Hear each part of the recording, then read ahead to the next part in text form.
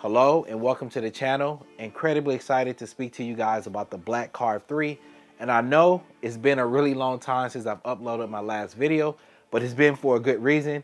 I recently wrapped up filming my first film, Electric Pioneers, which is a documentary film.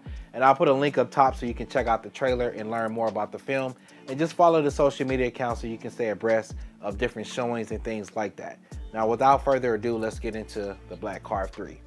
Now, this board has been out for some time, and I'm pretty sure a lot of people have kind of talked about the specs and things like that. So I'm going to focus on the specs that are most interesting to me and then give you the top 3 to 5 reasons why someone might want to purchase this board.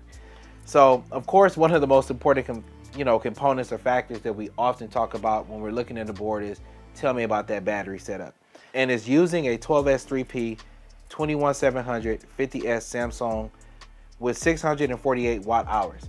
Now, I know some people are saying, hey, in the time that we're living with boards and stuff like that, 648 watt hours doesn't seem like a lot. But we're going to talk about that a little bit later in the review as it relates to why I think somebody might like this board. The range that they advertise with the 150 millimeter wheels is anywhere from 26 miles to 28 miles, which seems pretty good, but we're going to talk about that as well because we all know there's so many different factors and variables that impacts range. So we can't just look at a spec sheet and just say, hey, that's what it's going to be, but we'll talk about the range that we got, Hayes and I's got, as we rode this particular board. It's using two 2,000 watt hour motors, 637 450 kV with a 4T motor pulley setup, which is not bad at all. The deck is 6-ply maple, 1-ply bamboo, and 3-ply fiberglass, which gives it a little bit of rebound when you're going over those heavy cracks and bumps and vibrations and such. One of the things that I enjoy most about this deck is the width of it and that it doesn't have this super aggressive concave. And what that does is it allows you to be really comfortable when riding the board. Some companies and boards, everybody's kind of getting a little bit obsessed with concave. And while it does allow you to lock in and such, one of the negative components of that is that it can increase the foot fatigue. And then just if you wear big shoes or you have a large foot, you just feel more pressure than maybe somebody who has smaller feet. So I really like that the deck is wide and you're just able to get a really comfortable stance. It feels really good. And I'm going to talk a little bit more about like why some of these things on the board I really feel are really well thought out. But give me a second to get through some of the other specs. The enclosure is a carbon fiber design, and of course it looks pretty good. I like it because it runs the entire length of the board, and when you look at it, everything's going to be encased within there. So the batteries, the ESC, and it has a really nice carbon fiber look, which kind of gives it a premium look and feel. And I think it goes really good with the color scheme of the board as well. It kind of has like that Batman, Knight Rider type feel look. Everything's almost kind of blacked out.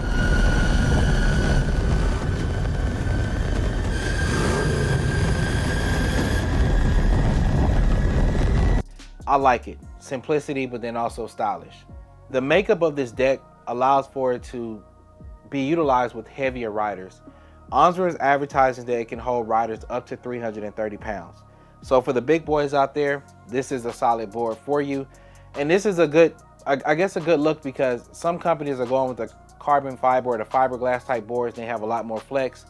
And generally what you'll see is they'll recommend those boards for riders that are like 250 pounds or less. So with this deck setup, it allows the heavier and the bigger boys to get on the board and have a good time. Now, probably my favorite component about this board, and if you follow this channel, you know I've been saying this for so long. I feel like there's been like this huge pendulum switch when it comes to 2-in-1 AT style boards, and that everybody and their mama is going with like double kingpin setups. Now, I'm not against double kingpin setups, but where it becomes problematic for me is that as these boards get more and more performance, I've never understood why we want to make boards do over 30 miles an hour with a double kingpin setup. It doesn't make sense to me because often what people had to do was go out by the most highest durometer bushings that they can find, stuff them on there, and then in my opinion, it takes away all the ability of why we even use double kingpin boards, which is excellent carving, which is excellent maneuverability. But what I love what Onsra did is they went with the TKP truck setup. And I think that we're going to see a lot of other board companies go this way because it's closer to a reverse style kingpin setup of a board, which means it's giving us great stability, but the board still carves very well. And to be honest about it, I like this setup a lot. Like, I'm talking a lot. And so much so, Hayes enjoyed it. I've let my son ride it. He likes it as well. And I think that more companies should use these type of trucks because you're not really losing a lot of the maneuverability or carvability, but you're getting that safety of that the board's not going to be wobbling at higher speeds, or if you hit a bump or something like that, the board navigates that quickly, gets back on point, and you're safe again. So something I really like about this board. So now let's talk about some of the things that I think are most important when somebody's trying to make a decision to purchase this board. Number one, I talked about the battery setup, and it's about 650 watt hours. Now, some people are going to say, hey, that seems kind of small. And in terms of boards that we're seeing these days, in some ways it kind of is, because you're getting boards now, 1,000 watt hour batteries, 1,200, all of these crazy numbers. But one of the things that I didn't realize until I got this board, because I was, I guess, somewhat accustomed to all these other kind of boards, is that those other boards with those 1,000 watt hour batteries and stuff like that, they're so heavy. And you don't realize it because when you have so many of them, you just kind of get used to it. But when you're picking them up, putting them in the car, when I had my wife say, hey, can you grab that board? She's looking at me with a funny face, you know, because those other boards are so heavy. And they're 40, 50 pound skateboards. And while they have their place and they're fun, in some ways, those things don't really ride like skateboards. They ride more like vehicles. And that's why I think that the Onsra really kind of differentiates itself a little bit, in that it actually does feel like a skateboard.